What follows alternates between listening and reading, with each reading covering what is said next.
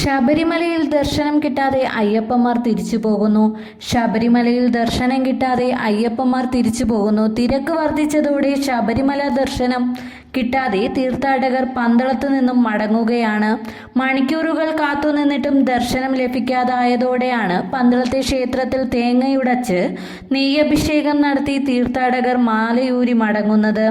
തമിഴ്നാട്ടിൽ നിന്നും കർണാടകയിൽ നിന്നും എത്തുന്ന തീർത്ഥാടകരാണ് സന്നിധാനത്തെത്താനാകാതെ പന്തളത്തു നിന്നും മടങ്ങിയത്. മലയാളികളും ഈ കൂട്ടത്തിലുണ്ട്. മണിക്കൂറുകളോളം കാത്തിരുന്നിട്ടും മല ചവിട്ടാനാകാതെ ആയതോടെയാണ് ഭക്തർ മടങ്ങിപ്പോകുന്നത്. KSRTC ബസ്സുകൾ മണിക്കൂറുകൾ പിടിച്ചിടുന്ന സാഹചര്യത്തിൽ 10 മണിക്കൂറോളമാണ് പലർക്കും കാത്തിരിക്കേണ്ടി വരുന്നത്. പല വാഹനങ്ങളും മണിക്കൂറുകളോളം കാനനപാതയിൽ പിടിച്ചിട്ടിരിക്കുകയാണ്. പ്ലാപ്പള്ളി ഇലവുങ്കൽ പാതയിൽ ഉൾപ്പെടെ വനമേഖലയിൽ കുടുങ്ങിപ്പോകുന്ന തീർത്ഥാടകർക്ക് വെള്ളമോ ഭക്ഷണമോ ലഭിക്കുന്നില്ല. അതേസമയം ശബരിമല പ്രതിസന്ധിക്ക് പരിഹാരം കാണാൻ മുഖ്യമന്ത്രി പിണറായി വിജയൻ ഉന്നതതല യോഗം വിളിച്ചിട്ടുണ്ട്.